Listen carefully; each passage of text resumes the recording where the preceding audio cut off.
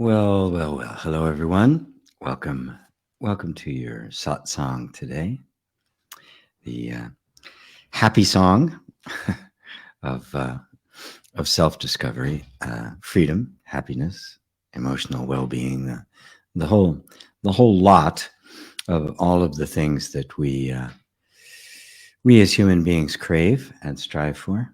I think I got a little dullness here. Hold on a second.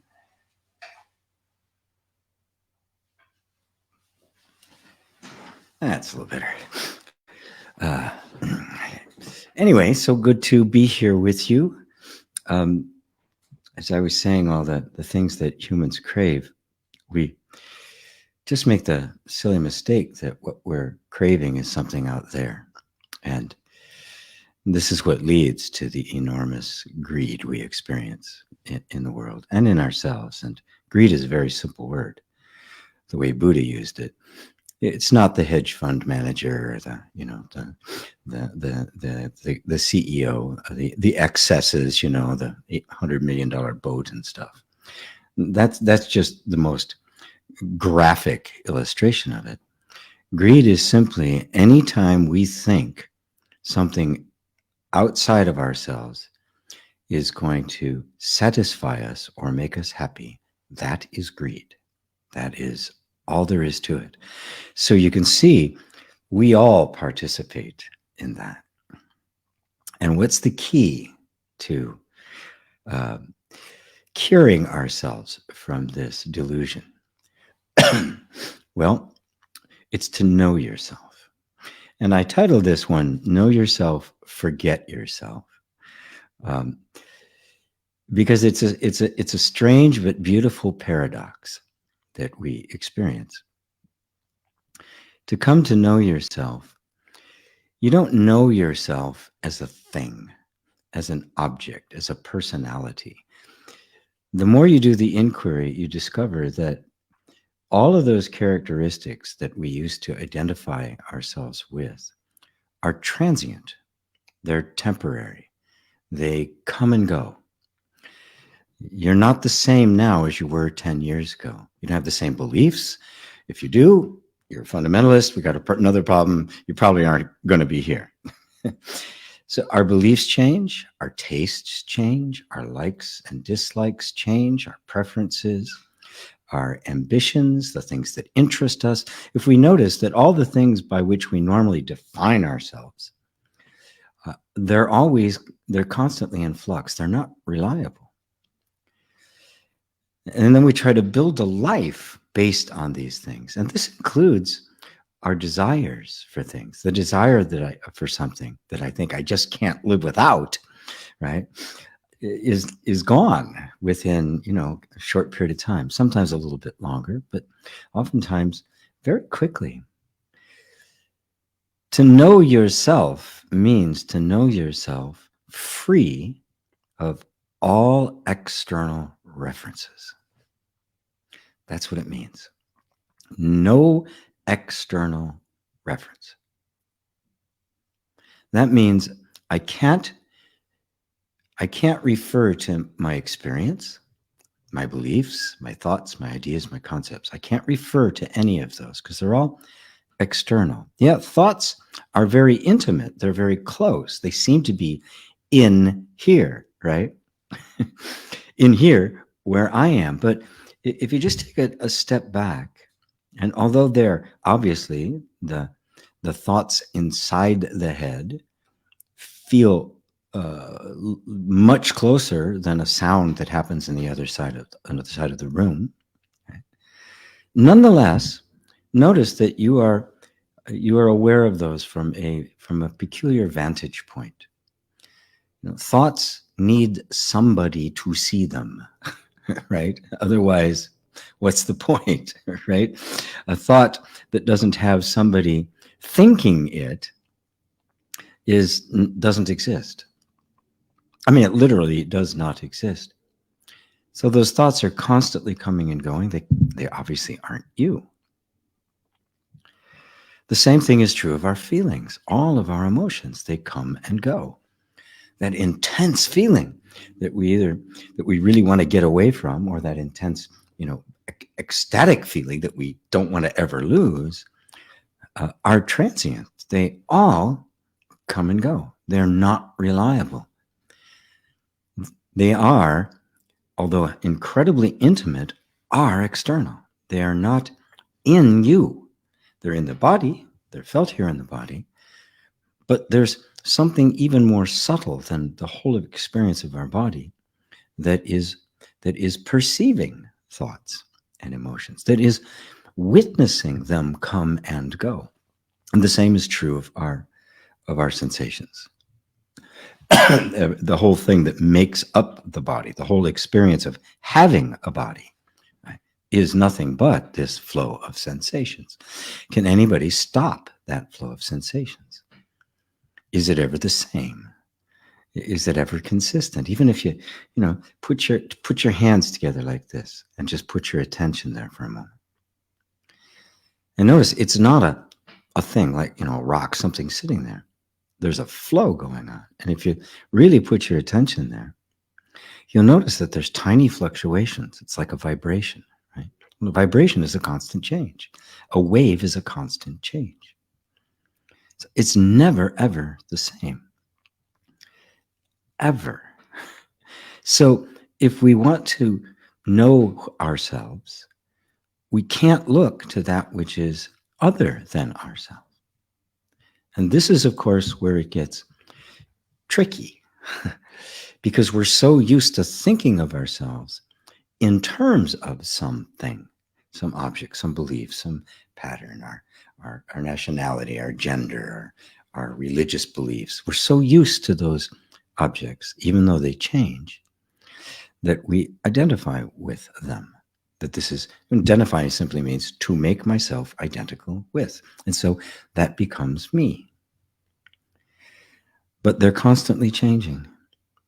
And it is the nature of thinking that it needs to have a reference point, a concrete, objectifiable reference point. A place to put the stake in the ground and say, this is what I am. So if we take away all of those references, what do we have left? Not a thing. No thought, no emotion, no sensation can be you. You can certainly have them and you can enjoy them, right? There's nothing wrong with them, but they're not you. They can't be you. They're external to you. They're perceived by you. And anything that can be perceived by you cannot be you. Right? It's so simple. The only reason it's hard is because this idea that I must be something. There must be some object of mind I can conceive of that is me. But what if there isn't? And if you follow that simple guideline, if I can perceive it, it cannot be me. Well then,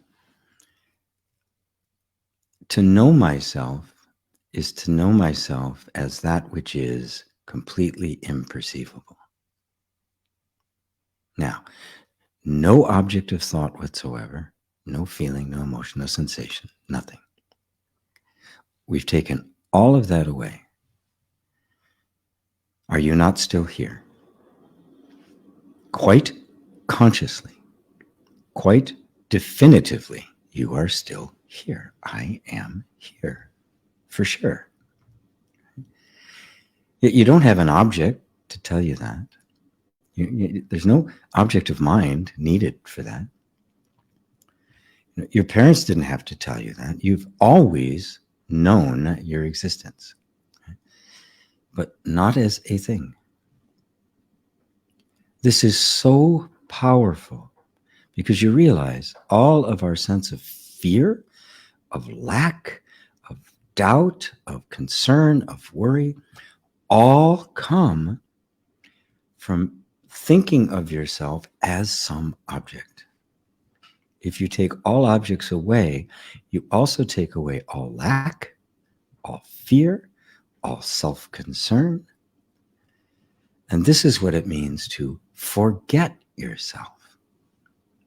If I'm something, I've got to watch out for it. I've got to guard it from everything else. But if I'm not, if I'm none of those things, if I just am, I don't have to watch out for it at all.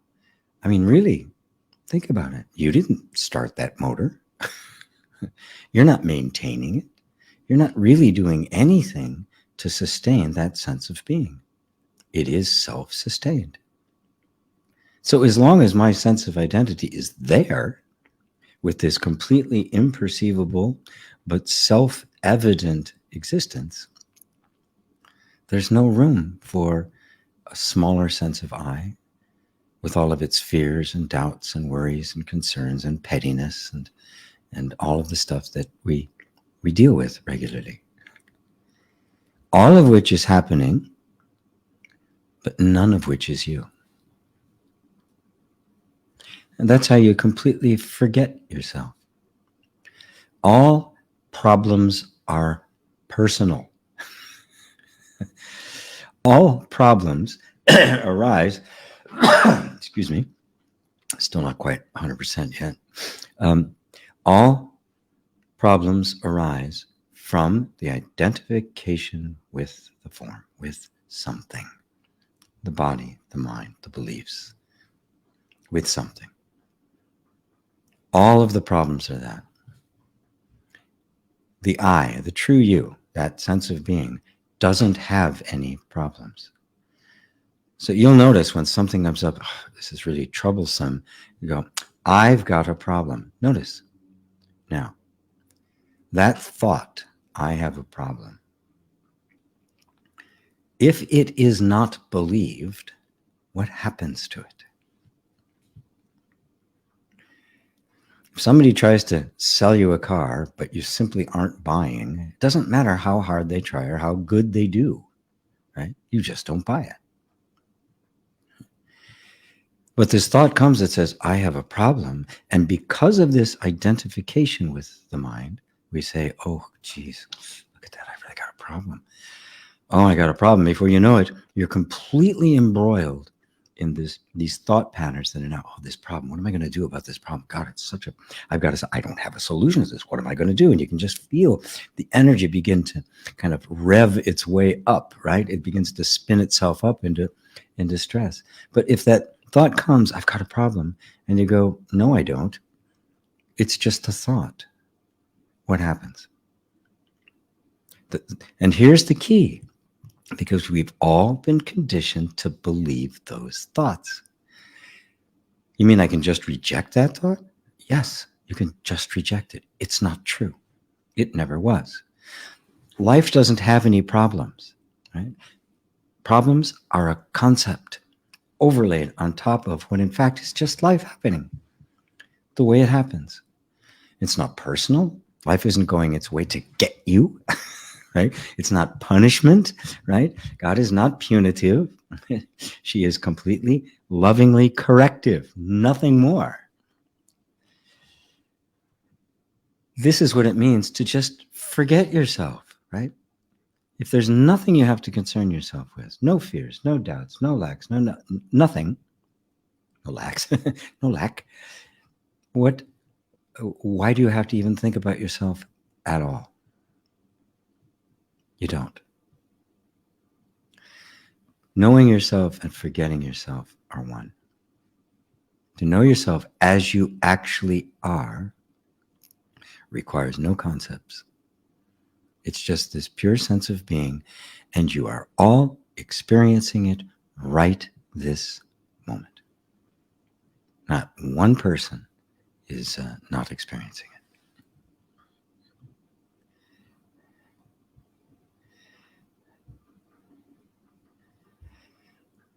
Okay, just checking, make sure that nobody said anything about volume and the like. Good, no, so we're all good. Yay. Yay. Regular tea today, Earl Grey, hot, for those of you who know the reference. Hello, Roberto. Good to see you. There's Bob. Hope you are well. I am. I'm much better. For 2.5 days, I could not speak. It was just kind of, and it hurt every time I spoke. So I didn't bother doing it. And those of you who know me go, wow, 2.5 days without G speaking. I'd like to have witnessed that. Yes. Yeah. It's a kind of a once in a lifetime experience. I speak for a living, right? So anyway, I got lots of well-wishers and the like. So thank you all very, very much for your concern. There's Rosario, also in Madrid. There's Jay. Figured I'll chime in and say hello to my Satsang family. Fortunately, I pulled a long night at work. I'll be getting off late. The life of a trucker. Best time to be present, though. I love you. I love you too, Jay. Oh, beautiful Satsang. Ravi from Romania, dropping by for a couple of minutes, headed to sleep. Yeah, Romania is pretty late. Mindful Zero. Hey there, buddy. IG and the gang have been here every week. GP, just haven't messaged. Didn't feel I needed to. Having heart flutters, palpitations. How shall I approach this? Is it energy moving its way through? Dealing with lots of physical problems, including my skin disease as well. Is this all a good sign? What shall I do? Just be with it. Seems to be one tiny thing after another. Do you ever get issues too? How do you deal with it? Well, first off, we have to drop this idea that we all have that somehow spirituality is supposed to bring about this perfect, blissful, problem-free life, right? That is, nothing ever happens in my life that I don't like. In fact, it needs to, because if something happens in your life and you say, I have a problem, I don't like that, it doesn't mean life has done something wrong. It means it's run up against your identity, right? There's a wall there that is rejecting life. That wall has to come down. Now, when we're talking about physical illnesses and that sort of thing, as always, I have to be responsible, and I'm not a doctor, and I always recommend for people to have the condition examined. Now, I know you have, so this isn't directed at you, but for anybody who may be listening, especially for the first time, I don't want you to think I'm handing out medical advice, especially if you're a lawyer. They'd love to jump all over that, because I'm not, right? I simply see the stuff reflected in the body as a reflection of the inner energy that is going on inside. And there's enormous evidence, clinical evidence, scientifically valid evidence that has drawn the lines that connected the dots between our early childhood traumas and our physical illnesses. The potential for something to go wrong in the body exists in everyone. Why does it in some people and not in others? Why can somebody smoke for 50 years and have almost no effect whatsoever? Somebody else for 10 years and they die of lung cancer. What is it that makes one resistant and the other not? It appears to have something to do, not appears. It's clear, it's not even controversial, that the environment of our inner world that has been shaped and formed by early traumas is the gating factor. It is that which turns things on and off, that makes something happen and something not. So when something flares up, our entire attention needs to be put on making our inner environment safe for ourselves. And whenever we see a condition as something we have to get rid of, we've created a conflict with it. We have created the conflict, and I emphasize that because it's simply the body functioning. It's not trying to do anything to you. It's not personal. It's not a karmic thing. You're not being punished. It is simply the way the body is responding to a silent stress.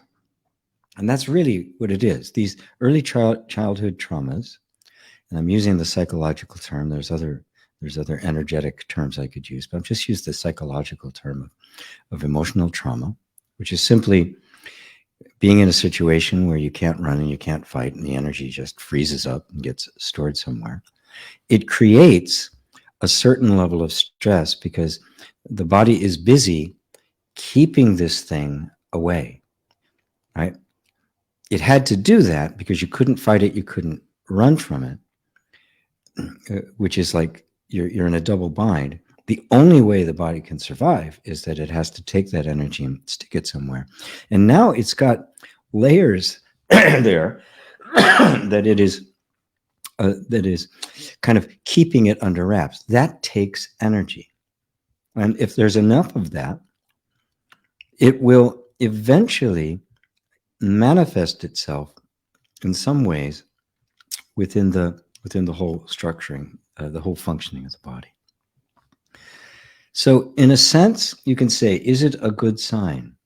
It is if you don't fight it, right? If you just stay with it, say yes to it. And when I say yes, I mean a total. Can you get to a total yes? Which means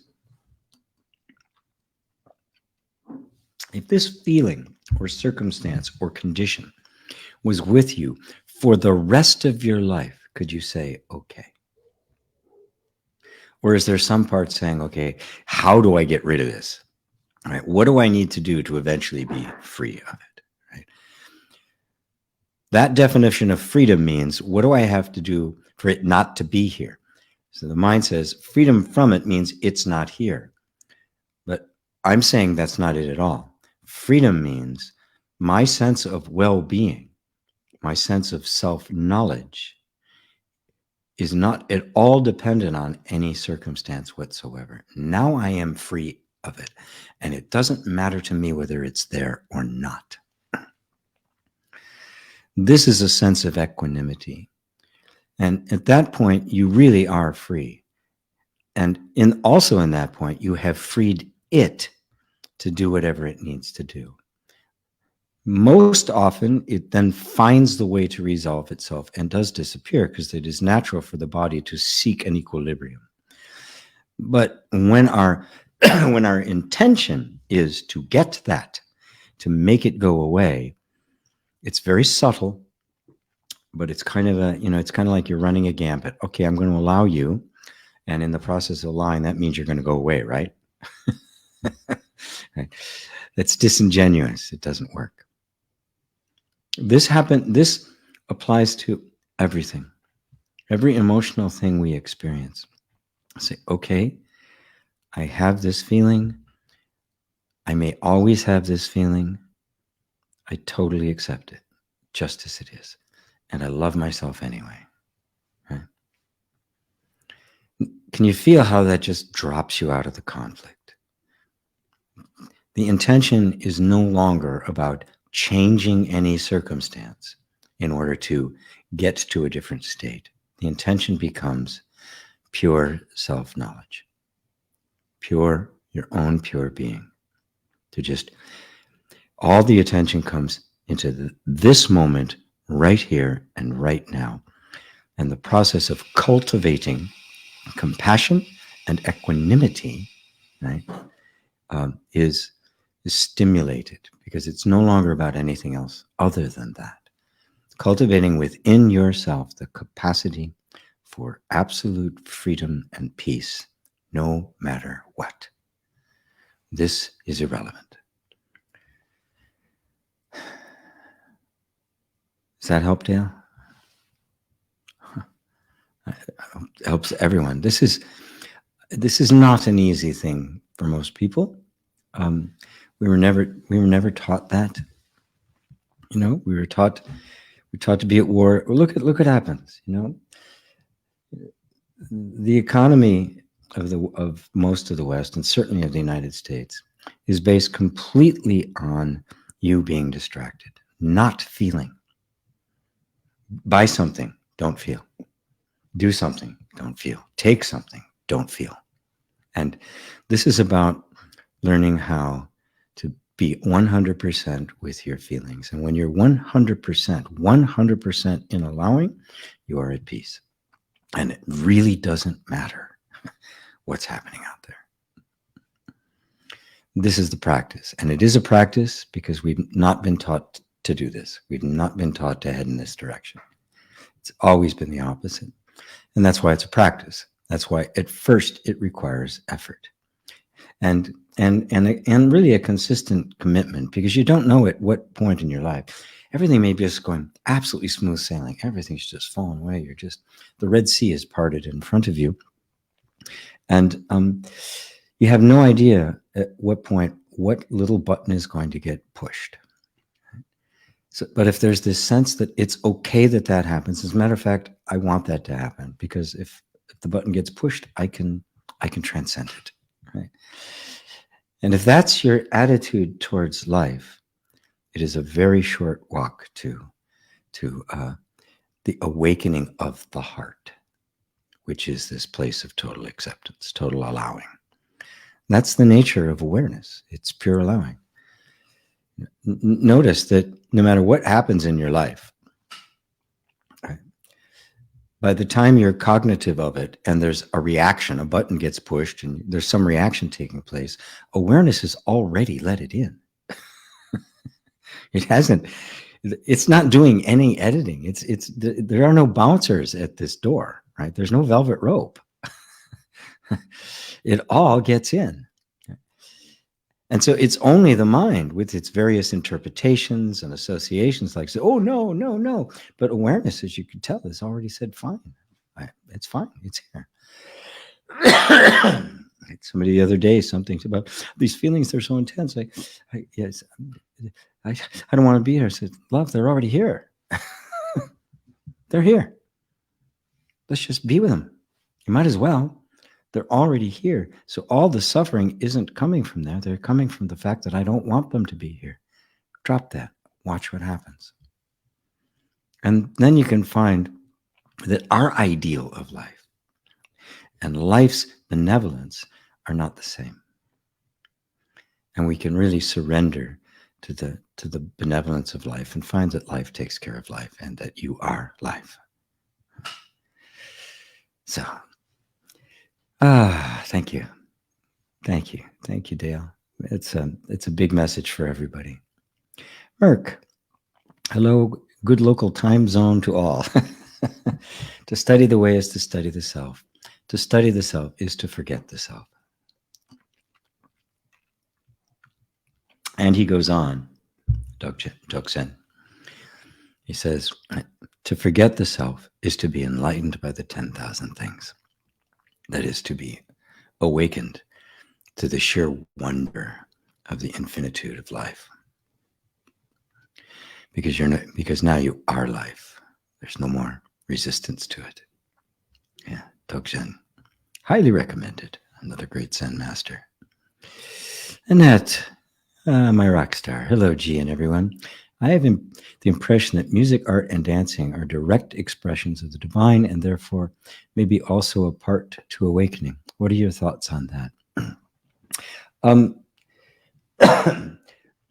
Well, as you know, music, art, dance are a form that can take any form. They're this beautifully, perfectly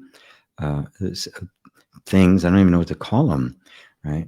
That can perfectly express the energy and the spirit that is brought to them. So you can have music that is, celebrates war, or you can have music that just brings you to a state of inner peace.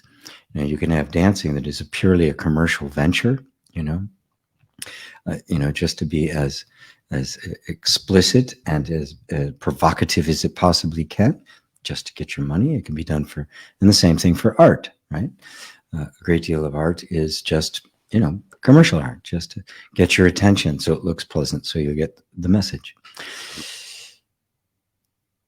I don't think that's their actual purpose. I think that's how the ego has twisted them.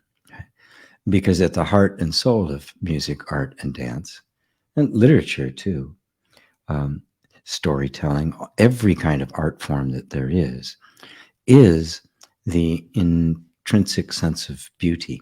And the more the artist is serving that inner sense of beauty, the self-guided beauty without external references, without deciding whether this record is going to be a hit or not, right? The more that's done, the more of an artist you are, the more of an artist you are. Now, that doesn't mean the artist doesn't have to think about business. They have to show their work. They have to do that. But in the actual creation itself, in the creating, if there's a referencing going on, right, to something externally, you're diminishing it. So once again, being absolutely true to yourself without any outside interference, everything you do becomes a direct expression of the divine. It's what I talk about when I talk about kind of the phases of awakening. For most people, it becomes some kind of an insight. And once that insight has begun to be really imbibed, and it begins to make all sorts of adjustments to our thought patterns and our points of reference, it really sinks into the heart, where we begin to feel the truth of it, not just know it, but feel it. It's like it becomes our emotional makeup, and then continues to filter through as it discards old patterns and traumas and all of that sort of stuff. Eventually, there's this direct connection between the reality of your being and the lived experience as a human being. That's what's called a sage. That's what's called the wise one. That's what's called the guru, the one where there is no intervening agency that is editing or censoring. It's just pure expression. And the best artists, the best musicians, that's what they do. That's very true when you see any art form that is improvised, right? Like jazz or something. It is just, you can't think, you can't edit, you just play, right? And you hone your skill really to be able to get out of the way and let that happen. But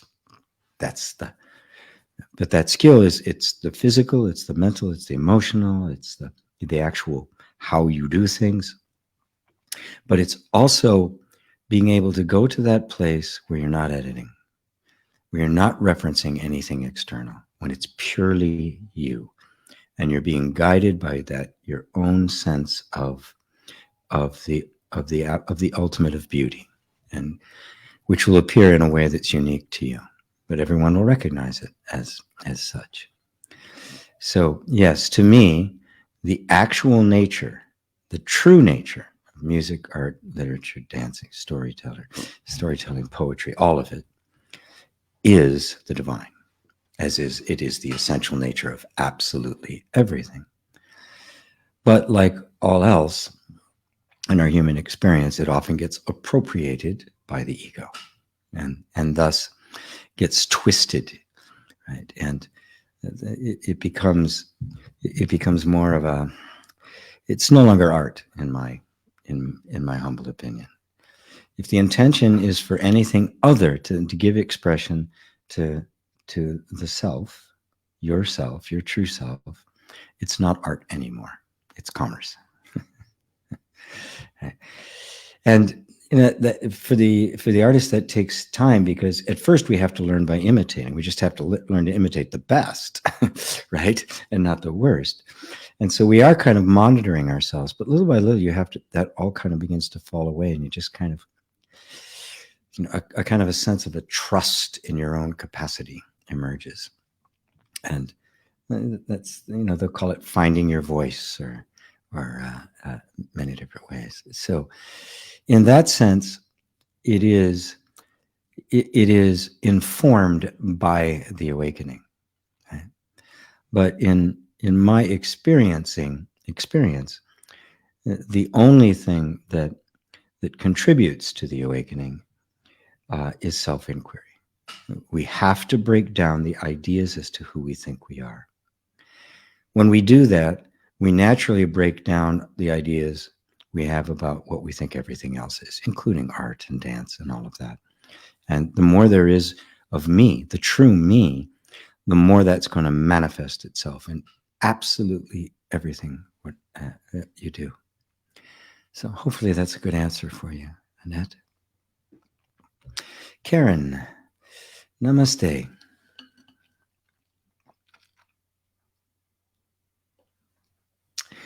I find being with my family very challenging.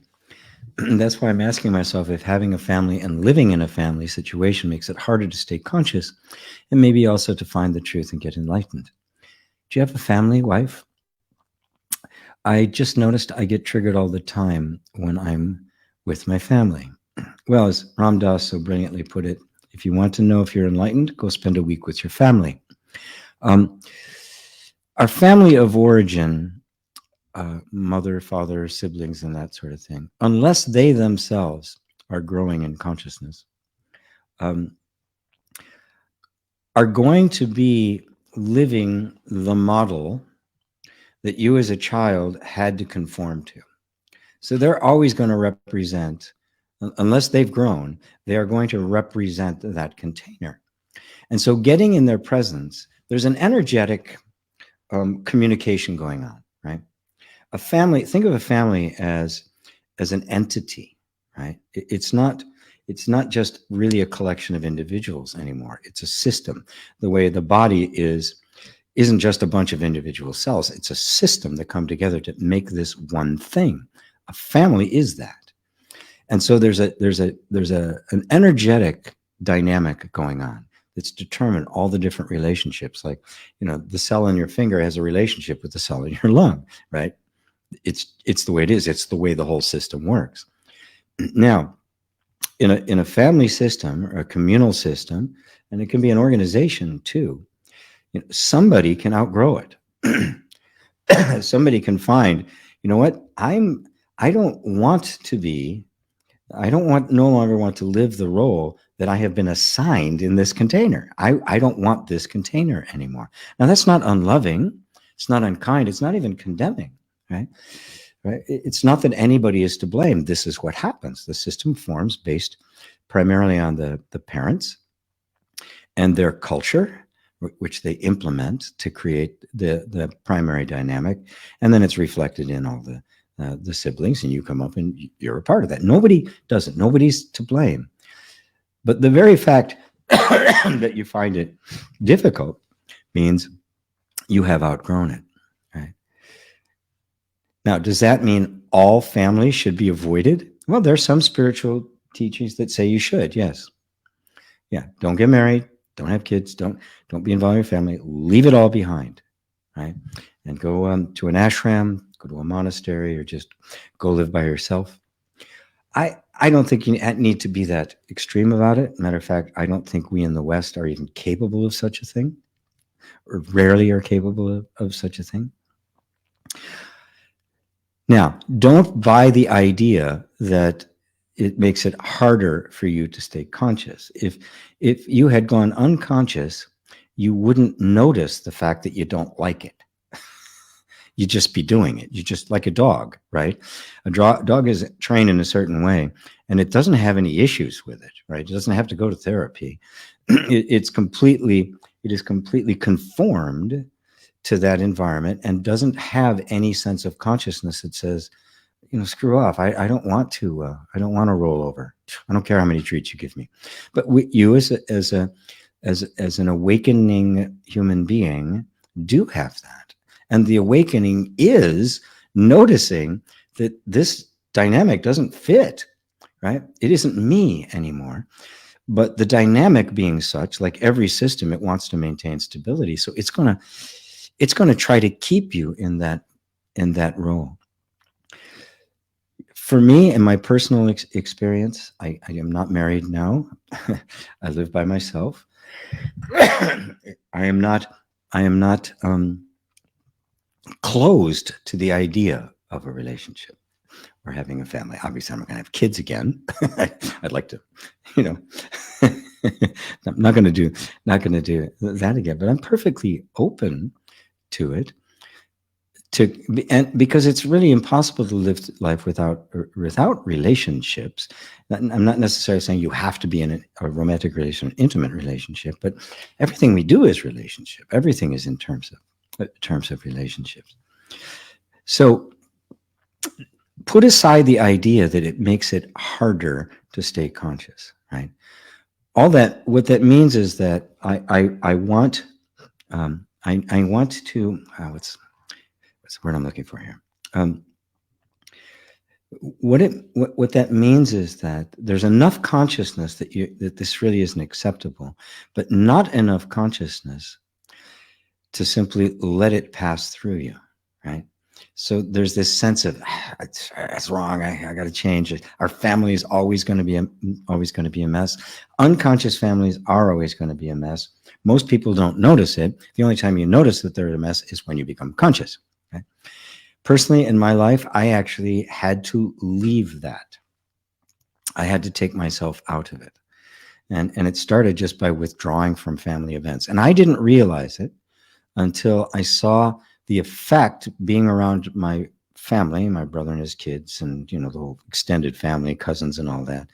I saw the effect it was having on my own children, that when I bring them back, it would be like a week to get them back to their normal selves. They were just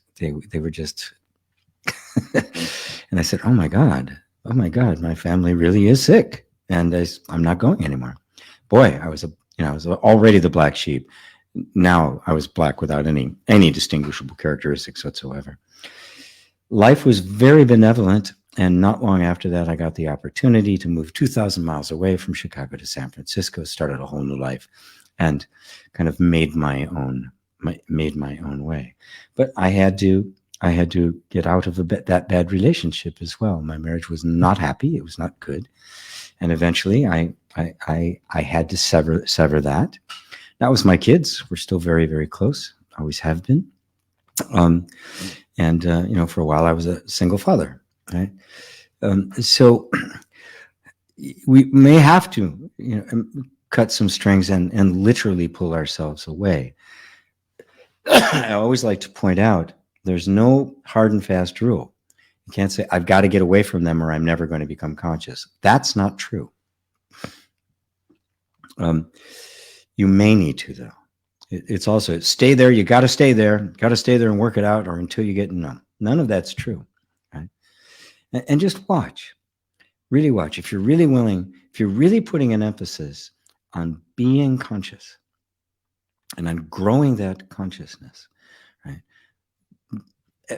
Things will begin to line up to help you do that, right?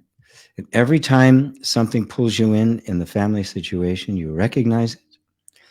Maybe you can't even do anything in the moment, but eventually you'll be by yourself. You just be with that, you process it, you forgive yourself, you see what's happening, and you make consciousness the most important thing in your life. And eventually something will open up, right, that will bring about a shift. Somebody else may notice that you're not as reactive.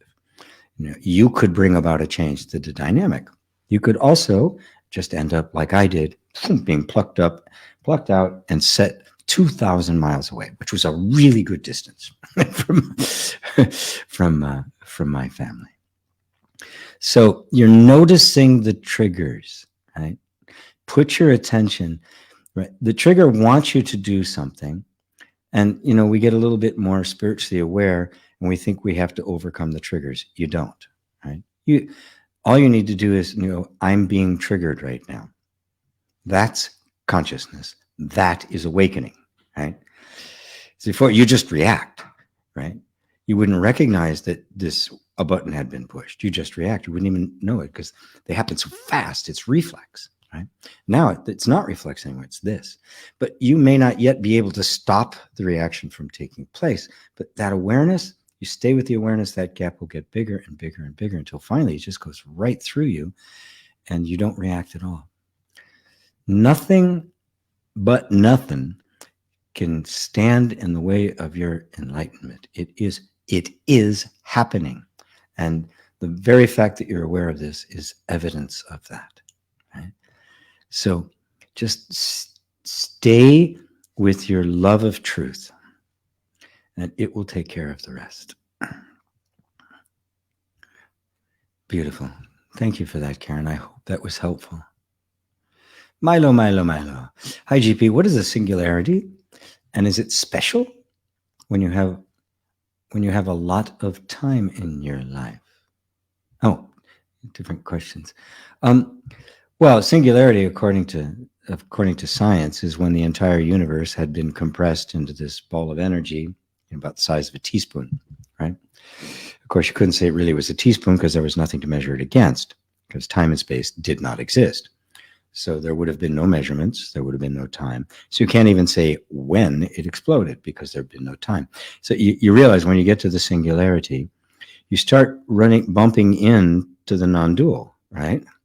Singularity, I will use that term, but in that I'm referring to the oneness of all being, right? That there isn't even the self and the manifestation of the self as if there are two. There's not God in creation. There is only being.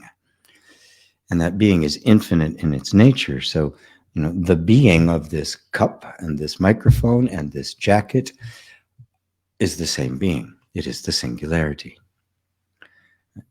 So the singularity is the nature of all things from the spiritual perspective.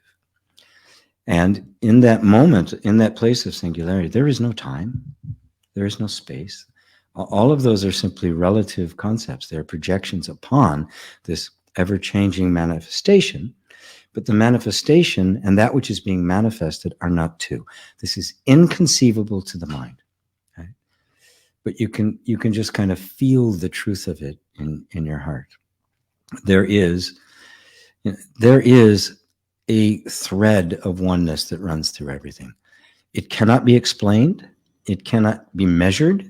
That's why it cannot be validated through our normal discursive reasoning or scientific method, because it has no substance. Wrong word. It has no form, right? So it has no form. It has absolutely no existence from the point of view of anything perceivable, which means it falls outside the realm of any kind of scientific investigation, right? Which is why science denies it, right? Can't possibly be. And yet this is our constant experience, You are always experiencing yourself, always. I mean, just overwhelms me just to even talk about it. You are always experiencing yourself. It's continual. And what is special when you have a lot of time in your life? And is it special when you have a lot of time in your life?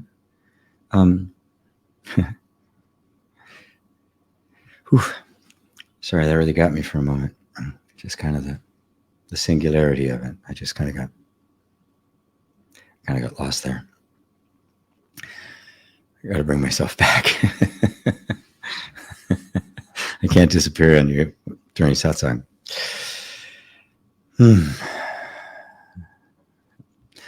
Okay. Is it special when you have a lot of time in your life? Well, when you have a lot of time in your life, to what use do you put it? That's what makes it special. Are you exploring your own nature? Are you dedicated to finding the singularity, which is you? That which is aware, of which nothing can be aware. You cannot be aware of yourself. This is simply the fact. And it is, if you take those times when you have a lot of time in your life and you dedicate it to this inquiry until it completes itself, right? Then it is special. Right? Because whenever there's a gap in time, something's going to want to fill it. Something is going to want to fill that up. Right? Most of the time it's unconscious. Right? But when you're conscious, you have the opportunity to say, well, what do I want to do with this gap? I want to know myself as I actually am. And that means putting aside everything that is not you, until what remains is simply that sense of presence that cannot be set aside. If you get rid of absolutely everything, what remains must be you. Thank you, Milo.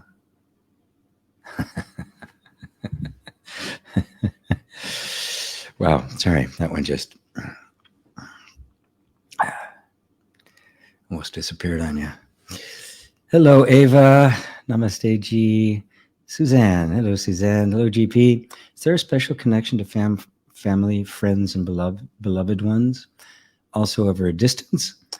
Or is this only in my imagination? I feel very close to my best friend, and I feel exactly when something is wrong. Oh no, that's love.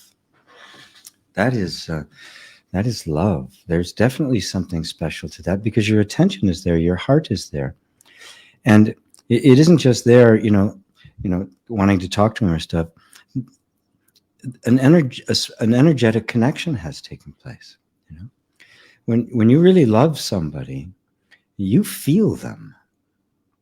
You feel their ups and downs. You feel when they're under stress. Now, in order to be able to do that, and not get lost in it, you have to know who you are, right? So that you become so adept at reading the variations of the energy, you can tell when you've run into, some spot in you that has not been loved into its wholeness, and when it's emanating from somebody that's close to you. Because remember, we are one. This is not a nice idea, nor is it something we're going to attain in the future. It's a realization that we are now and always have been. The entire heart of humanity is open to you. With those people that we are really close to, right, that we really love, right, it becomes evident. Right? Now, as your love becomes broader and broader until it expands to the infinite, you'll find that of everyone. All happiness is my happiness. All sadness is my sadness. This is the, the great. There's a little known teaching in Zen Buddhism called Tozan's Ranks, and it talks about the phases of enlightenment. And it rises up to level 3. It starts with ignorance. It goes through, being on the path. You're committed now to the path, right?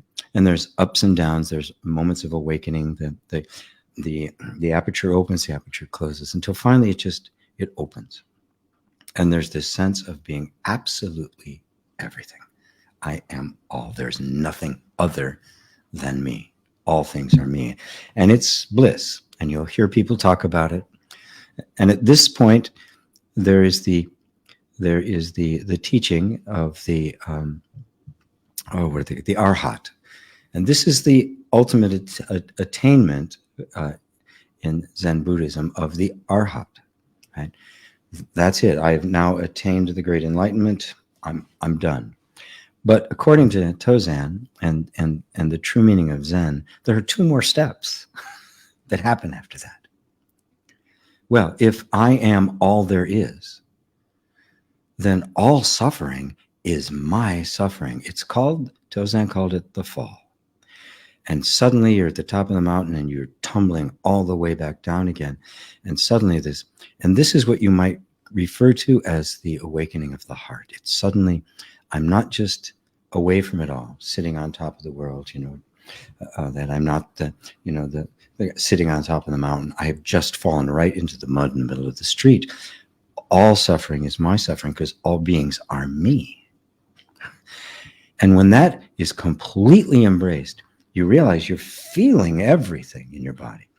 In fact, your body isn't the body at all. Your body is your sensitivity to everything.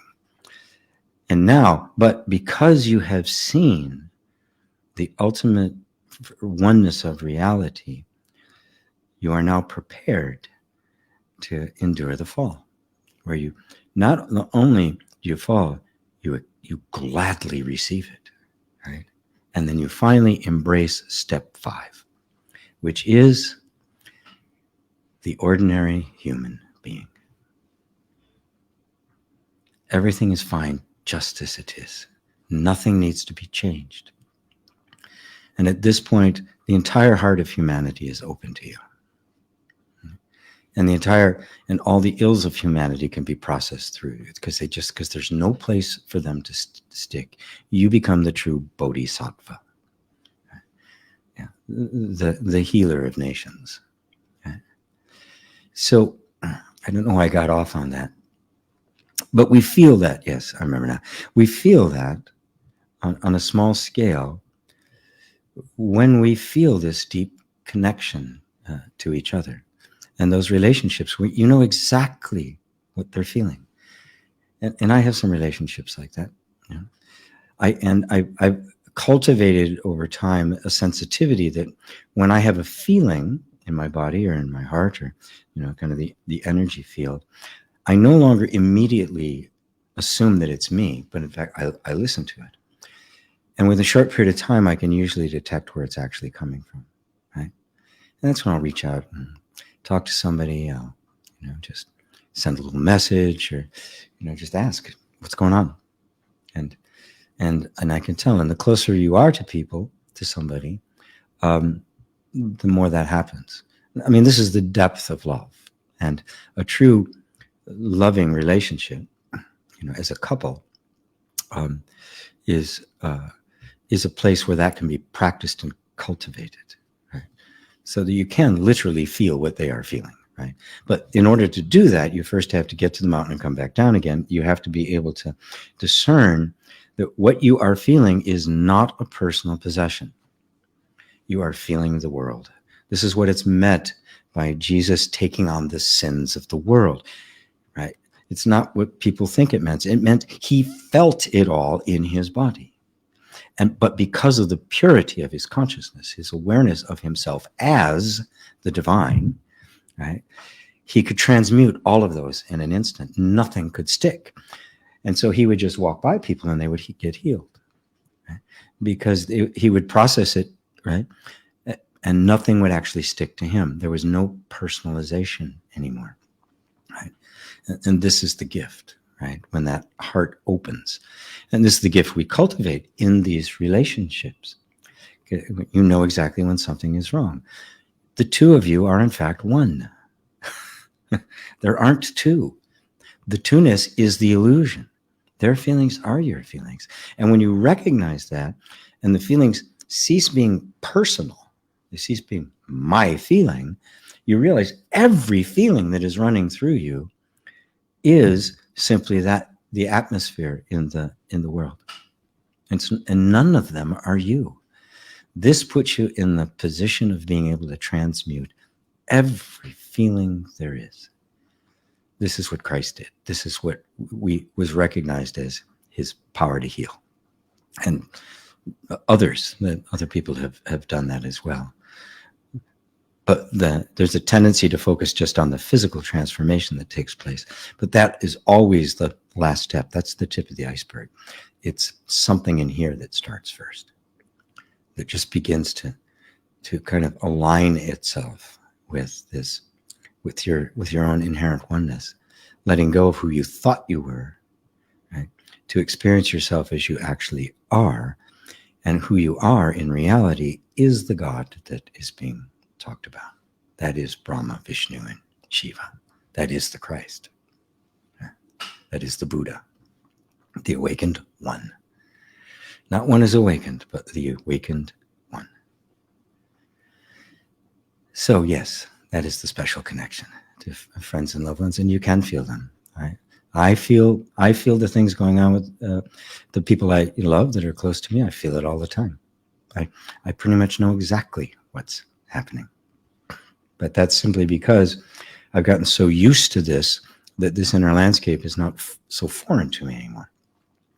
It's really big, though. I have yet to explore it. I have yet to explore it all. So, a quick second.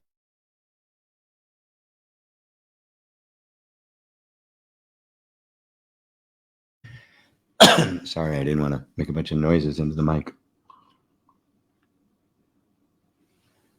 I hope that answers it for you, Suzanne.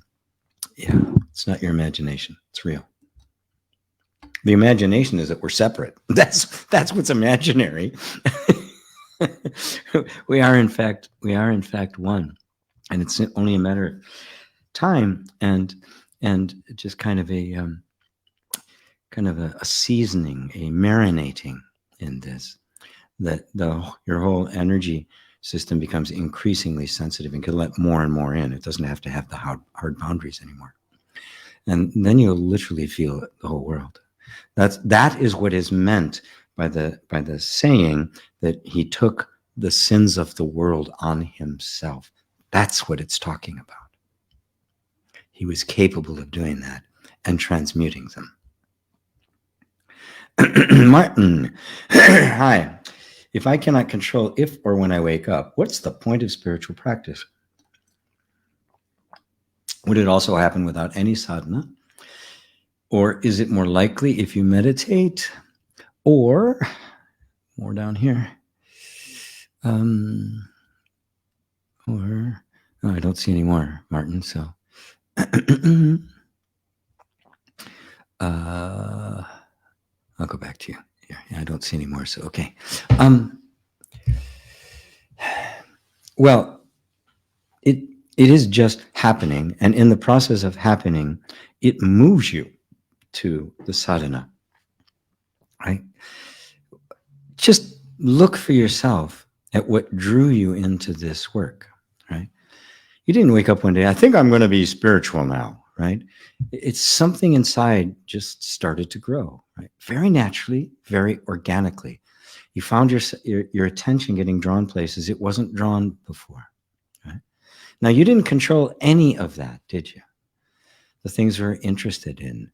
I mean, even when you're, a child, any of the things we're interested in, we don't control all of that. It's coming out of our own nature.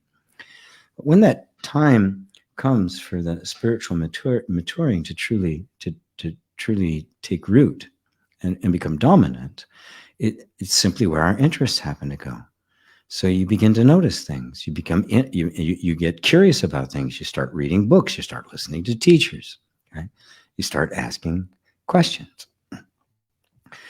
Now, you didn't control any of that, did you? Right? Look at all the people who are not here. Right? Right at this particular moment, there's like 50 people here. Right? That means there's close to 8 billion who aren't. Right? Now, why? Right? Right? Let's say there's a couple million out there that are going to various teachers that are of quality. Right? There's probably not that many, but let's say there is. It's still close to 8 billion that aren't. Right? There's probably another layer that are interested in self-help, self-development, that are beginning to reach for something beyond what they had known. Did anybody cause that? Is anybody controlling that? If you look really close, your own interests, they just emerged in you quite naturally, right? And you didn't choose them. You didn't make up, I think I'm going to be spiritual today. That didn't happen. Matter of fact, your recognition of it took place well along the line. It had been going on before you even recognized it. I'm really not interested in that.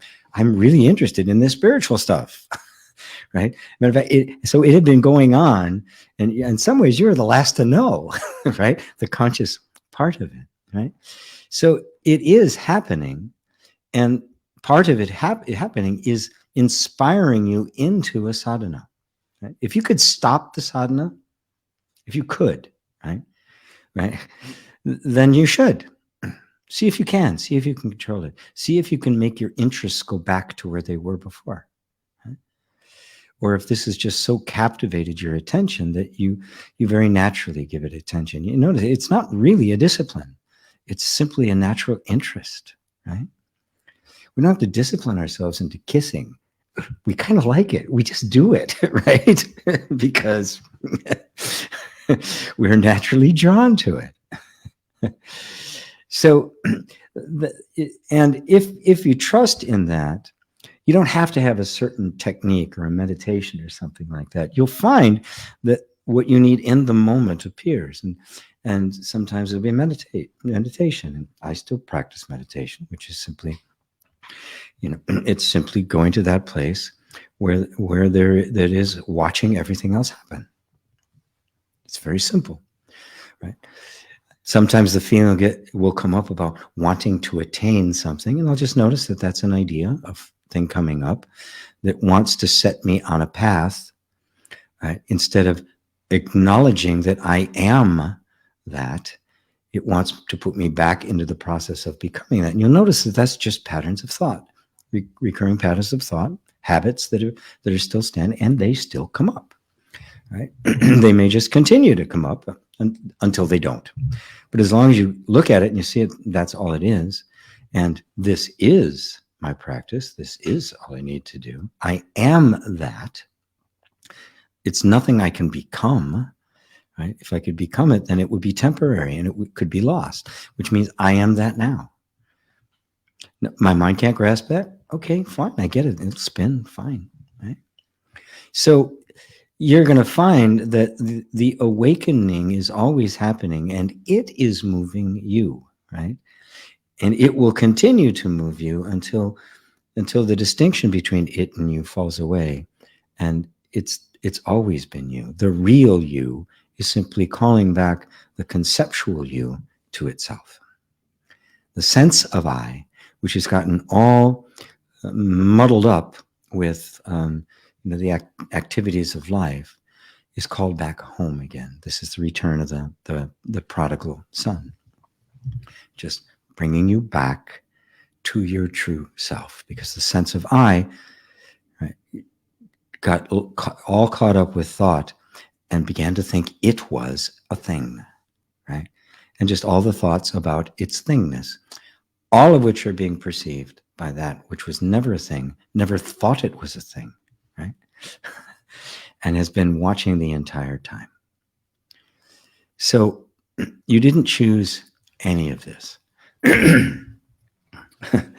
It just happened. And if you could stop it, try, see what happens. Tell me how successful you are. Okay? It's not that kind of thing, right? When you're a little kid and you're playing with trucks, and then one day you don't play with trucks anymore. Nobody's going to be able to get you to play with trucks anymore, right? The kid discovers, the boy discovers girls, the girls discover boys. No more trucks, and no more teddy bears, right? They're just gone. Right? Very natural. Nobody chooses it. Nobody makes it happen. Nobody has to discipline themselves about it. Right? Just notice that. Let yourself off the hook. Don't force this. Follow your natural curiosity and your natural desire for freedom. And you'll find that they are simply fulfilling themselves. And in the process, you'll find that you want to participate in it. So you want to meditate. You don't mind when you're sitting there meditating and your mind is because it's not about attaining an object anymore. It's about being present. Well, that presence? What's present right now? Oh, my mind is saying, yeah, okay. I'm aware of the mind doing that. I'm aware of all these thoughts. Okay. I'm aware of it. It's there. I'm here. Who's this I that is aware of them? And that becomes the burning question, to the point where it simply blots out every other question, and it's your entire mantra. That's the deeper meaning of who am I? And when that explodes into full awakening, nobody can say. Nobody can say. But where else are you going to go? Thanks, Martin. David and Elaine, hello to both of you. Juliana, hello, hello. Can you say something about the energy bodies? Thank you. I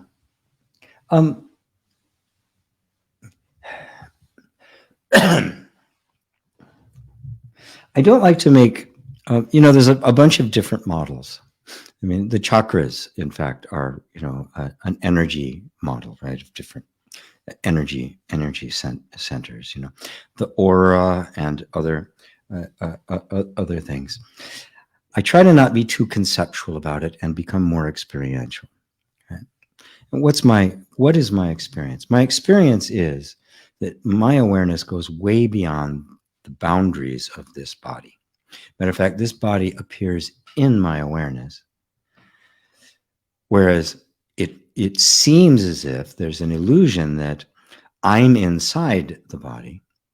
And of course, that's what most people feel, that the perimeter of the body defines me, defines my space.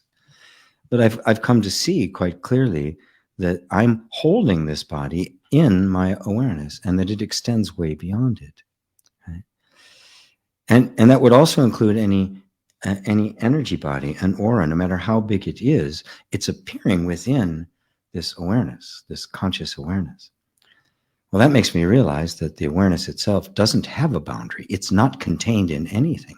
What I am is what contains absolutely everything, and it cannot be contained. So when I use the term energy body, or if something is energetic, I'm really using it in a way to just help people become more in touch with the nuances and subtleties of their feeling rather than creating another conceptual model that we can get stuck in. Right? It's obvious that we feel all sorts of stuff energetically, right? And I have to say it's energetically. If I was a strict materialist, I could just boil it down to it's sensation, it's emotion, and thought. That's it. That's all. And you hear me use those expressions, right? Because that is the sum total of what we experience. But now, what is the nature of that? What is the nature of thought? What is the nature of emotion? What is the nature of experience, of the sensations? Not looking at it from our model of there's a physical body and this stuff happening around it, but your direct experience. I don't experience that. I experience energies. I experience feelings. I experience what are called sensations, but be it thought, feeling, or sensation, I'm experiencing them all in exactly the same medium, right? They're different ripples or currents in the water, but it's all the same water, right? And I've just come to recognize that I am this water in which all of these things are appearing. Now, it can be useful to speak in terms of the energy bodies, but and as a model, it can be very helpful. I will point people to the energetically, right? Which means it's just happening on a very, very subtle level, right? It's happening on a level that is kind of the, sensation, emotion, and thought at the level of experience are the only thing we ever experience. And yet they are all just different frequencies, you might say, or vibrations of something more subtle. That subtleness is what I would refer to as the energy body. You could also refer to it, as Buddha did, as to repository consciousness.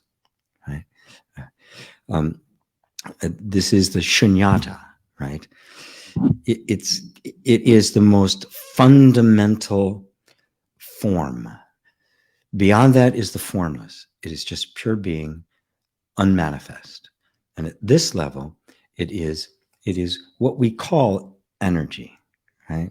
And that's the best I can put it. It is just kind of everything boiled down to its essence, just kind of a primary vibration that can vibrate as thought, it can vibrate as sensation, it can vibrate as emotion, and those are like, the three primary colors that can blend together to make the infinite range of experience that we have. So becoming sensitive to energy really means you're beginning to become sensitive to the nuances of thought, emotion, and sensation. So they're no longer a problem. They're no longer something you have to get rid of. They're actually the vibration of manifest life. Right? But, and this is an important but, none of that could appear if you weren't here to witness those. So you're something altogether. You're not an energy body. You're not a body at all. The bodies appear in you, right? You are not in them. The idea of being in the body is an illusion. It is a perceptual distortion. All of this is in you, right? It's just an idea that we are the body, that there is a physical body and a physical universe that has been projected over your actual experience, making you interpret your experience as if you were this little consciousness somewhere in here watching things, when in fact, consciousness is formless, spaceless, and timeless. It doesn't exist in space and time. Everything appears in it, including space and time. That is the true body, right? That is what is. Everything else is an appearance. And that which is even prior to energy.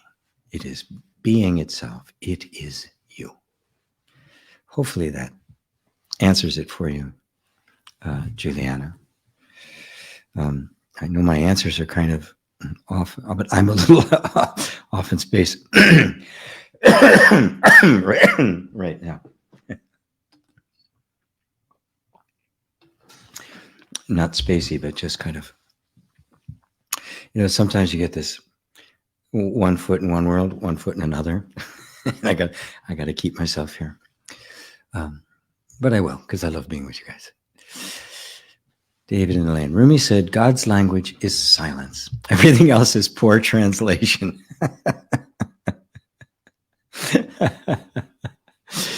Beautiful. Yes. Yes. I spend my whole life trying to put it into words, knowing perfectly well every time I open my mouth, I fail. I gladly accept my failure. However, we say the clarity of the message and pointings here indicates it is a good translation. To borrow a phrase, thanks for putting the F in ineffable. Nice. Nice. Beautiful, beautiful, beautiful. Yes. Silence is the natural language. It's very true. For most, though, trying to get,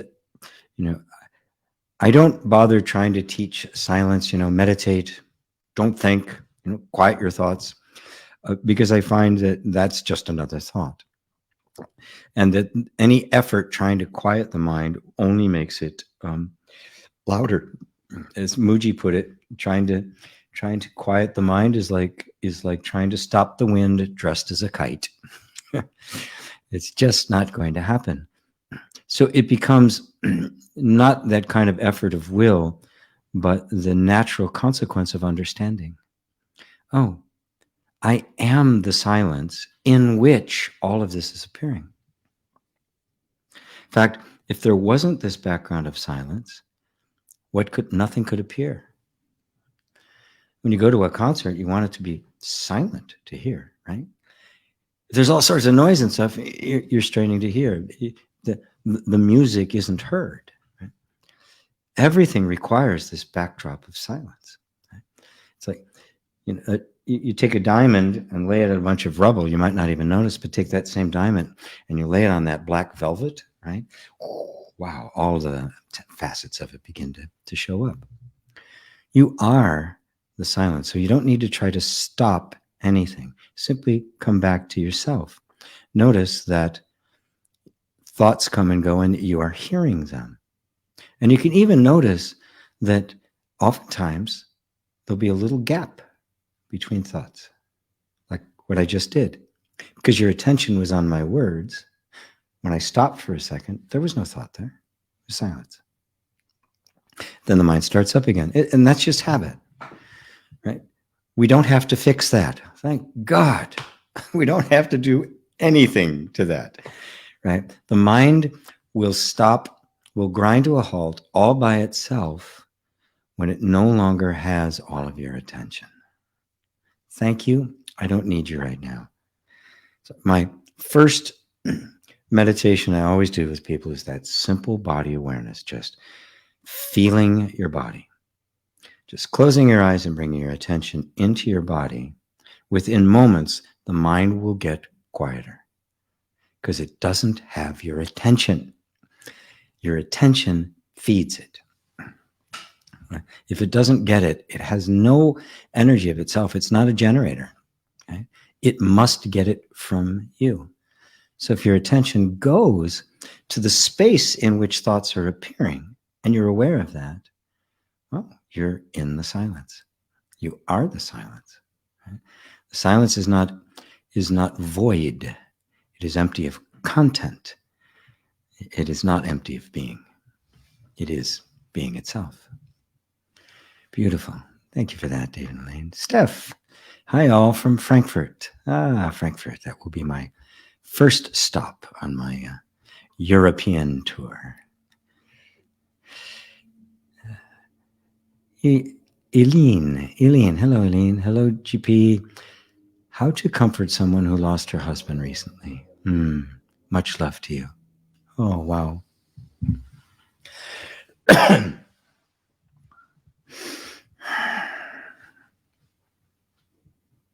Well,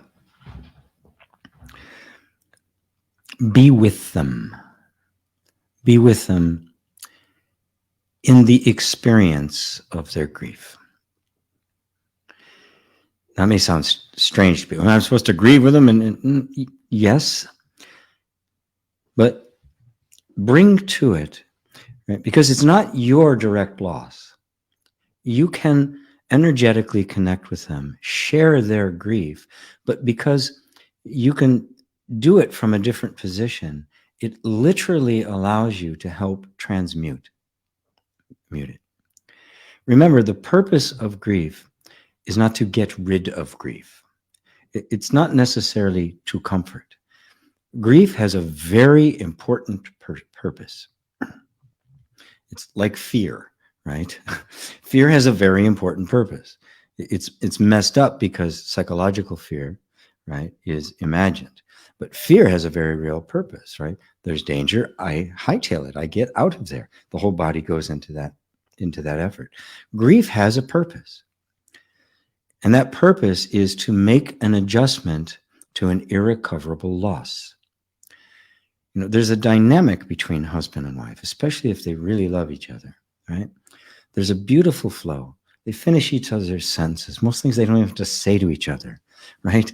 They know each other like. It's truly a loving relationship. They know what they like, right? And they will willingly give it to them. So there's a third entity that is created, which is the relationship, which has a life all of its own. When one of those dies, whether it be, you know, a protracted illness or suddenly, right, that connection is lost, right? That is, that circuit can no longer complete itself. And the one who is left behind has got all of this emotion, this entire life that has been constantly in relationship with this other. Suddenly they're not there. What happens to that energy, right? Well, it's painful, right? We feel it as pain, and this is grief. But grief is how the body adjusts the energy to the new environment. It's how it lets go of what it knows is gone and begins to find its equilibrium in its life, which can take, it can be quick, right? Sometimes it can be quick, sometimes it takes a while. I know that if grief is resisted, it can end up never getting resolved, and people will be weeping over it and telling stories about it for 20 years, completely blocking the possibility of another relationship or the kind of healing. Grief is the healing, right? You must let it do what it's doing. Just like blood is what heals the skin, right? you don't want to stop bleeding, right? You're just helping it. You're protecting the wound.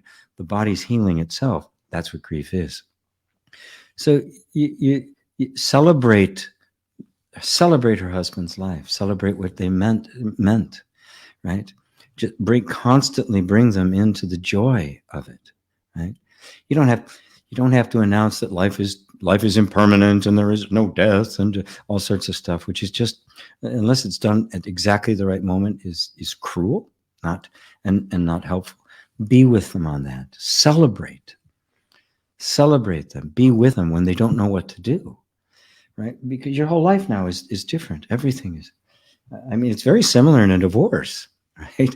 Except the person's is still alive, and most of the time you don't really like them. But you know, a lot of times in divorces, sometimes it just doesn't work, but yet there's still this energetic thing going on. Some grief has to take place. When we lose a job we love, when we lose anything that we're attached to, obviously a relationship, a close relationship between husband and wife, is one of the most severe things to lose. And so you're just being present. No philosophy. Don't have to give them spiritual ideas, right? There may come an opportunity to talk on it at that level, but not until the grief has begun to reroute itself. The system is incredibly smart. It knows what's happened. It doesn't want, it doesn't want to accept it. It wants to try to remake those links, but if you're just with it, it will eventually see for itself, okay, I can't do that. I have to now create a new energy, and it will. I guarantee it will. You won't have to even do it. I've watched film documentary. One in particular comes to mind, and it was elephants. Elephants are extremely emotional critters. They have very tight bonds with one another and their children, on a par with us. I mean, we think we're not. We're not, right? And this mother had given birth to the baby elephant. Remember, elephants carry them before they give birth for 22 months, almost 2 years. Right? There's a bond that cannot possibly be understood by the mind. Well, this elephant was born, and the leg was deformed. He couldn't walk. The entire tribe, this entire pack of elephants, I can't remember what the name of the group of elephants was around trying to get this new baby elephant to walk. It wasn't going to be able to. And you could just feel the sadness. You could feel the sadness in the mother. She stayed for days, right? Just trying to coax it, see if there was anything that could be done. And then she realized there was nothing that could be done. And you could just see the moment when she finally let go and just let herself accept, right? Now, that wasn't a conscious thing on her part. She was no processing. She didn't go to group. You just watched it happen. And she stayed there for a while longer as the baby got weaker and weaker and weaker. Yeah, I mean, he couldn't even stand to suckle until she finally left and walked away. It was just really heart-wrenching to see, but you could see how this really works, right?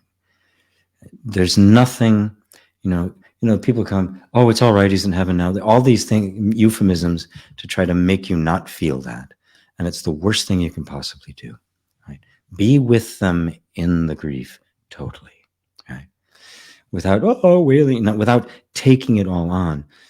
You're taking it to the point where you can transmute it and be a presence that allows them to not run away from it, but to be completely present with it. That's my,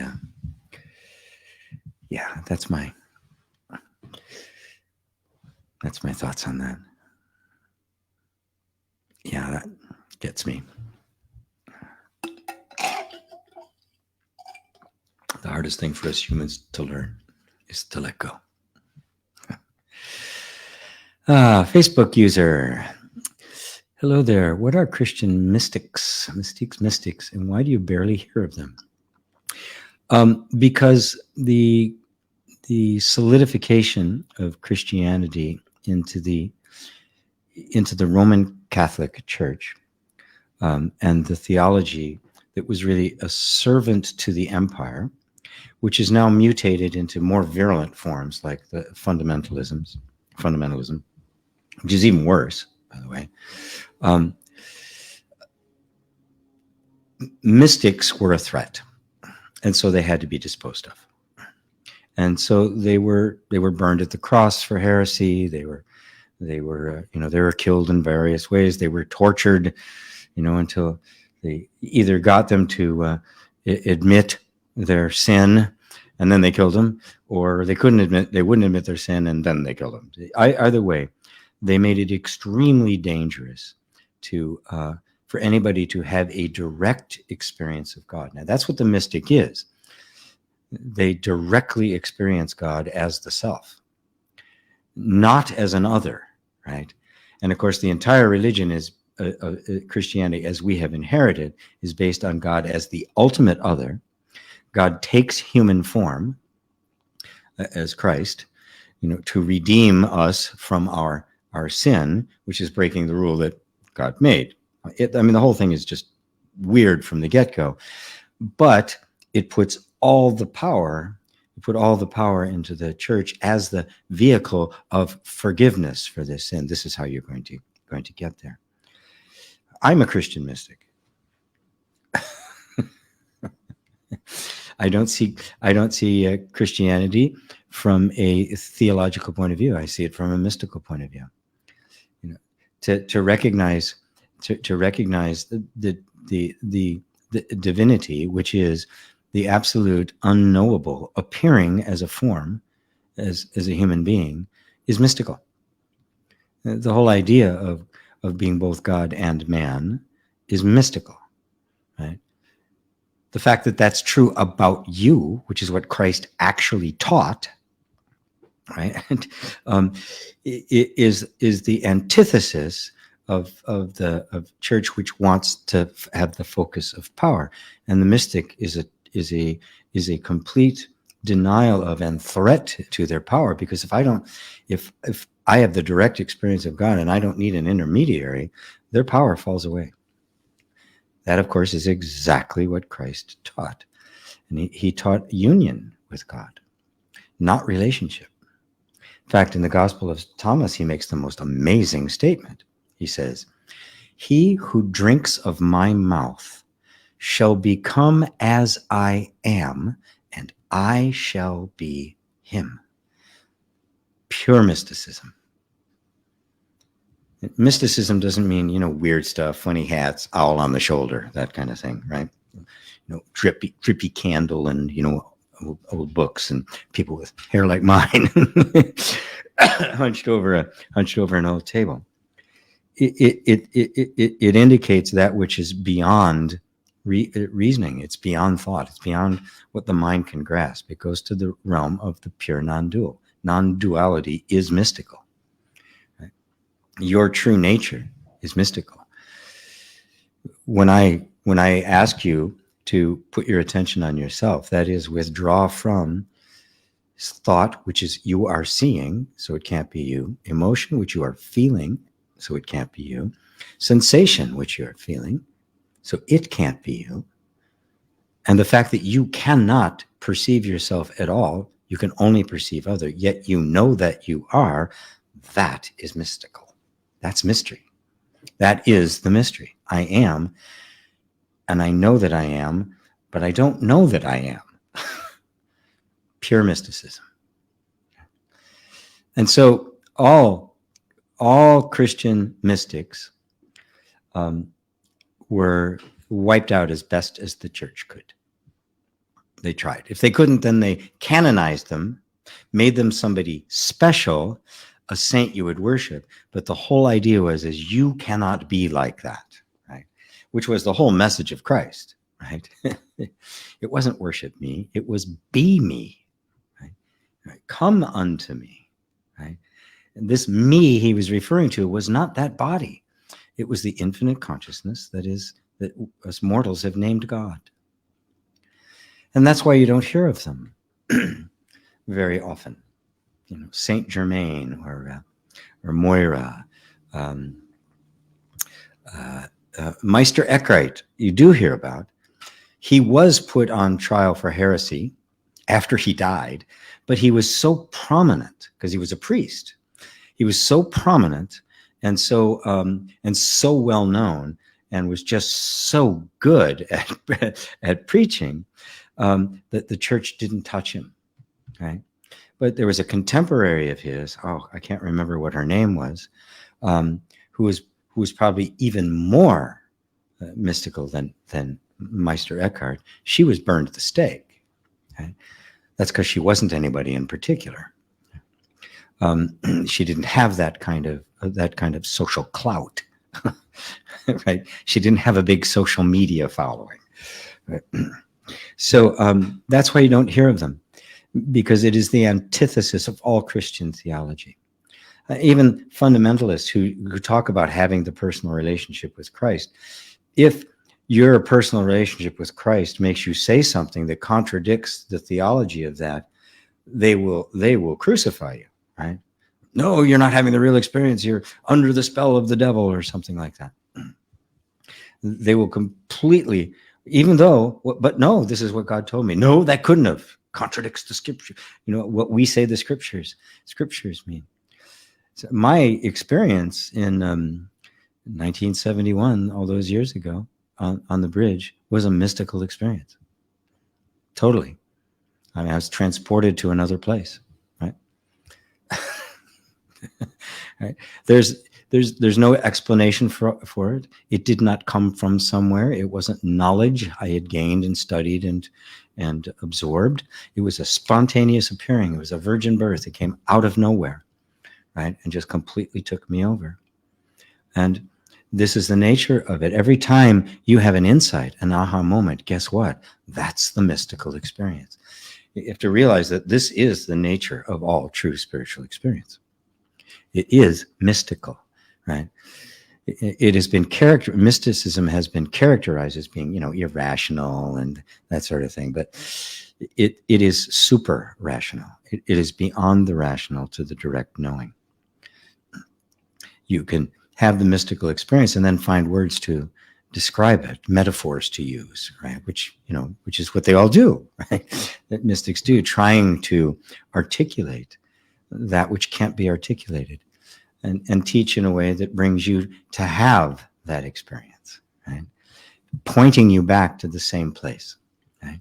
And if you keep looking there long enough, something's going to explode. It's inevitable. Don't know when, nobody can say.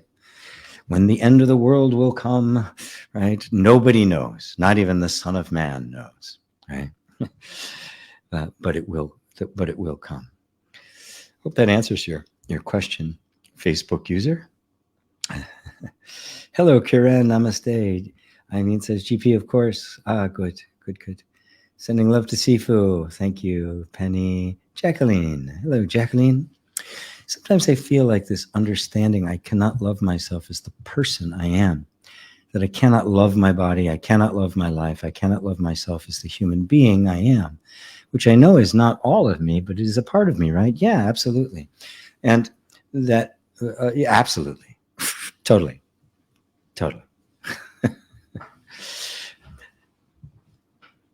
The experience of being without the human body and mechanisms and thoughts and feelings wouldn't be possible. This is the vehicle by which the real you knows itself, right? Otherwise, there is no experience. It is pure emptiness. So it's coming to understand what the human actually is, right?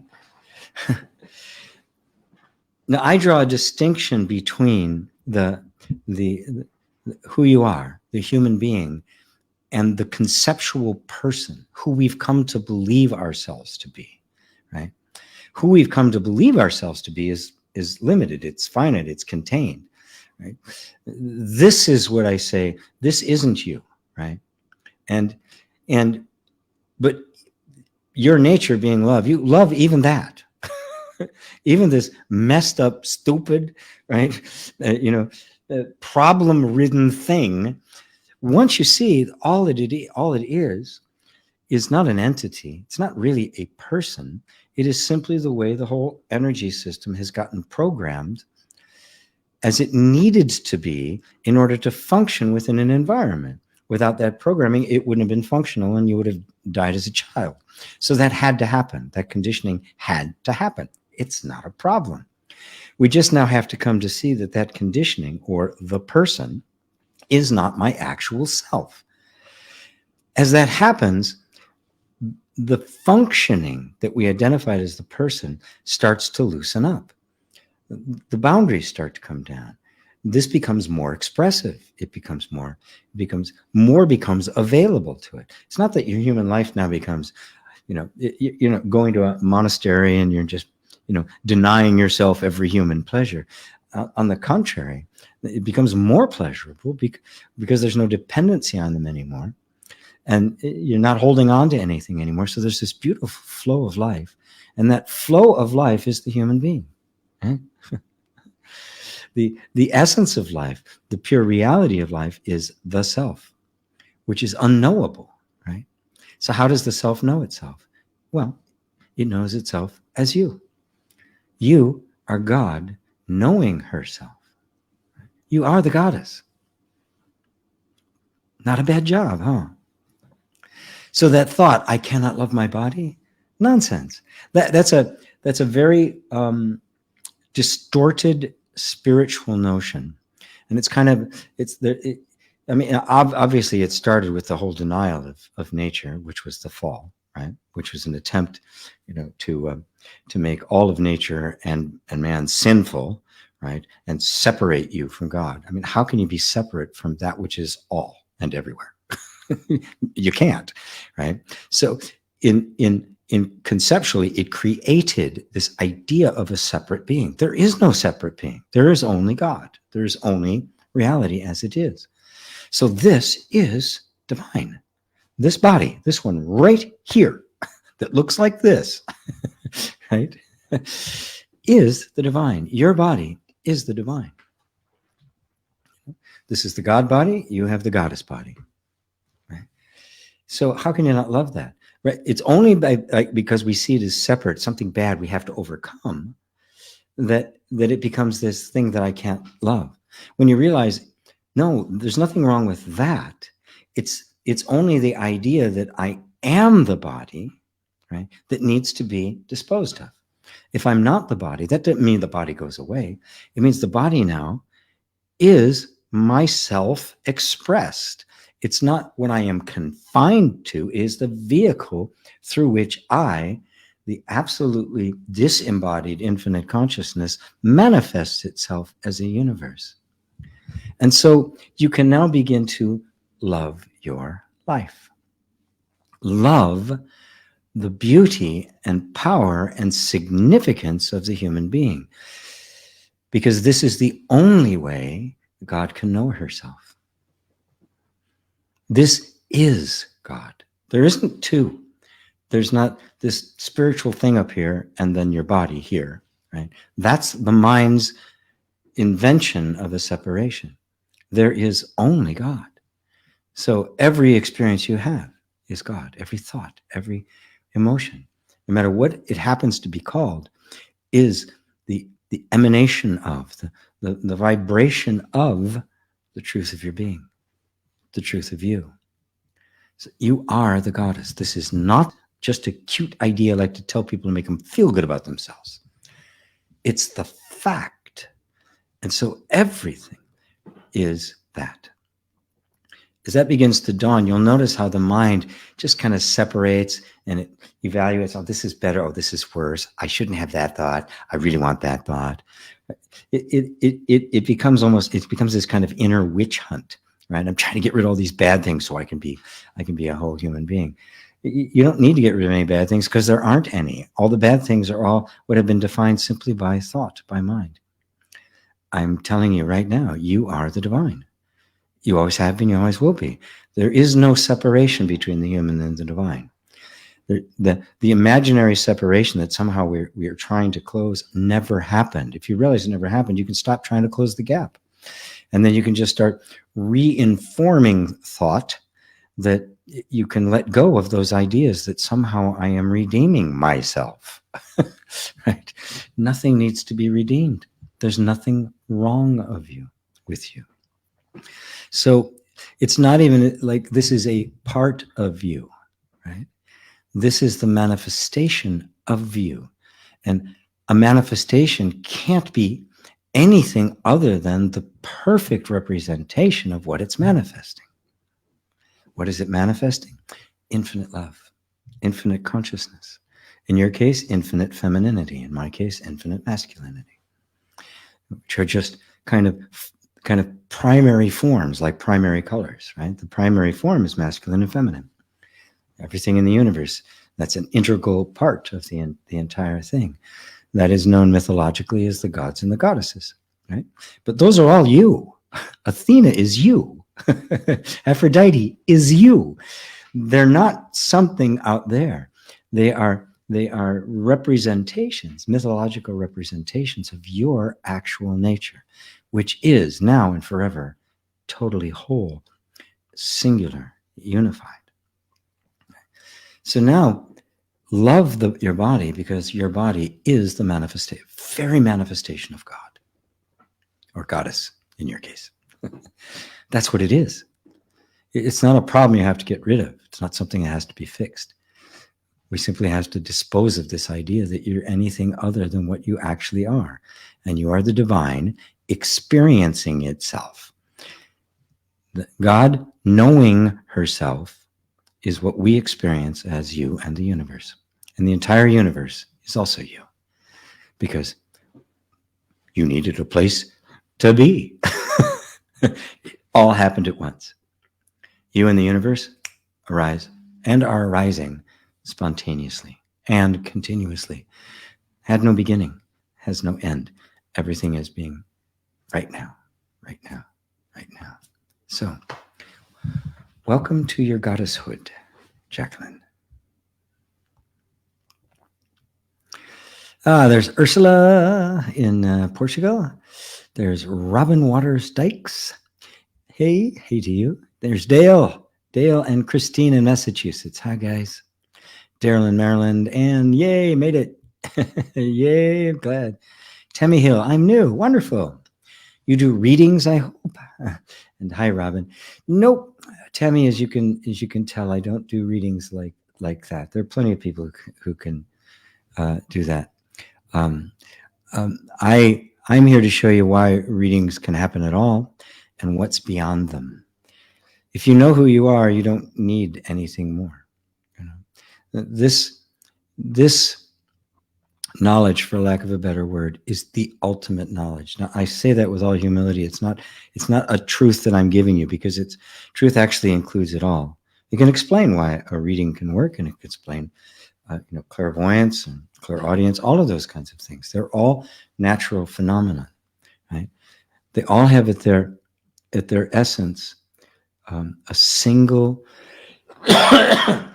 reality, and it's that single reality that I want to bring everyone's attention to.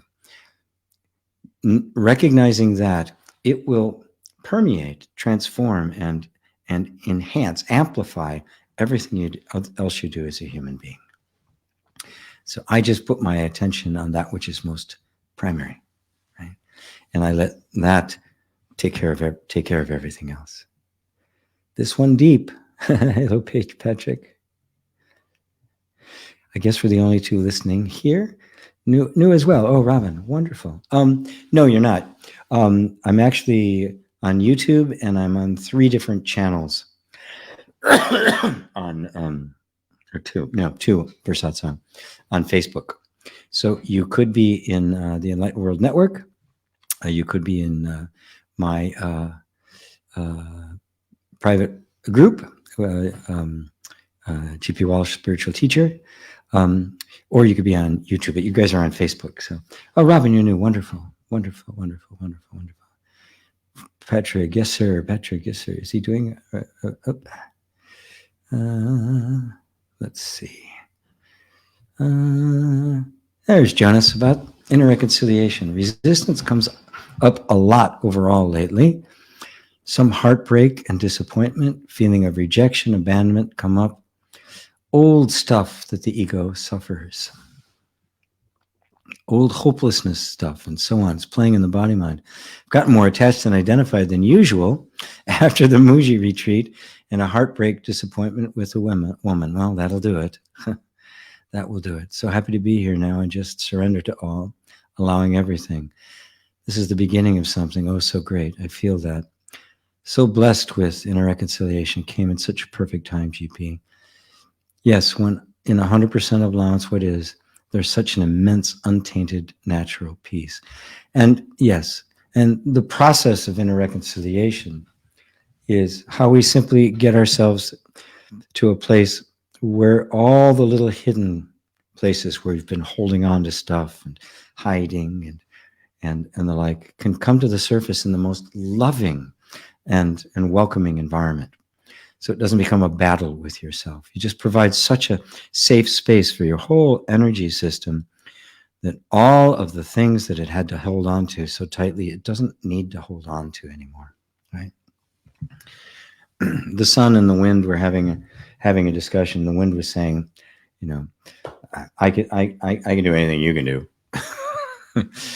And the sun says, okay, there's a guy over there in his coat, because it's kind of chilly, right?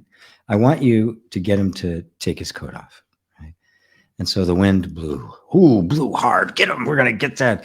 The more it blew, the more the man hugged the coat to him. The more he held on tight to it and slumped over and made himself miserable. The wind finally gave up. I can't do it. And the sun said, well, let me try. And it just started to glow, right? And of course, the man just kind of like, off came the coat, off came the shirt, off came the pants, right? You're melting the ice of our programmed conditioning through this environment of pure unconditional love. That's what inner reconciliation is. Pure unconditional love. It's just showing you how to really do that, how to actually come to that place of pure unconditional love. And you can see the effect that it has. And it's okay. Stuff's going to come up. It's going to continue to come up until it doesn't come up anymore. That's all I can say. There's no end game to this. The end game is learning to be so present with yourself that there's no longer anything restricting stuff from coming up. And that's when you just kind of sink into this natural state of equanimity. You just don't mind. It's not that you don't care. You just don't mind. Hello from Canada. Wow, today's question, or Lisa. Today's questions are deep and needed. Connection to and with others and the self, silence and words. It's going to be a very deep event. Thank you, Lisa, my producer of my show. GB, hi GP, and all greetings from London. Struggling today with anxiety. House nearby got burglared, causing me a lot of worry about mine. So taking a lot of comfort from your words, GP. Thanks from Georgia in London. That is absolutely natural, of course. It happens, right? The potential for danger becomes more intimate or imminent. Your nervous system naturally reacts by becoming more alert, right? Okay, can it happen to me?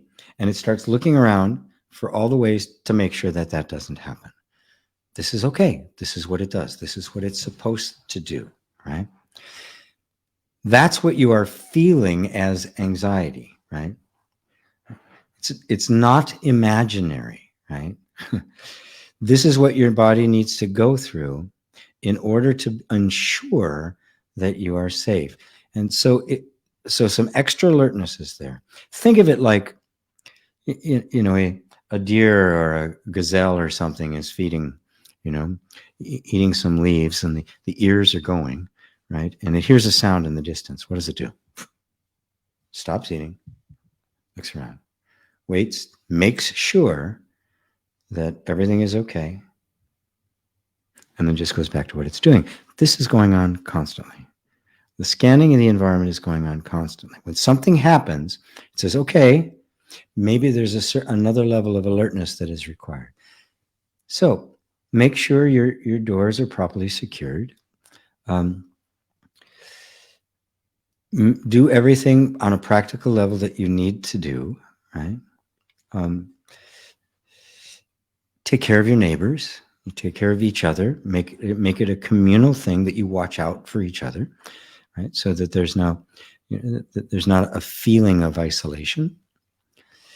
And then when that anxiety comes up, just stay with it, be present with it. Don't fight it. Don't try to make it go away. But also, this is really important. Once you've made sure everything is as safe as you can make it, then the mind will start, because the mind, if it gets excited, right? The alertness is natural. The mind's reaction to it is learned. And so the mind will then say, is there anything else I can do? Did I miss anything? I wonder if that's really locked. Maybe I need to check it again. All of that kind of stuff, you can just say, no, I get it. Thank you. I don't need you right now.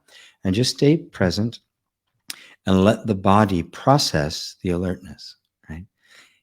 The mind actually creates an additional layer that isn't necessary. And eventually the body will say, okay, all is well. I'm under control. I'm alert. I know what's going to happen. And you can go back to the calm. And you can even invite it to be alert without creating anxiety. But remember, the anxiety isn't actually the alertness. The anxiety is the mind, and because the mind cannot feel, right?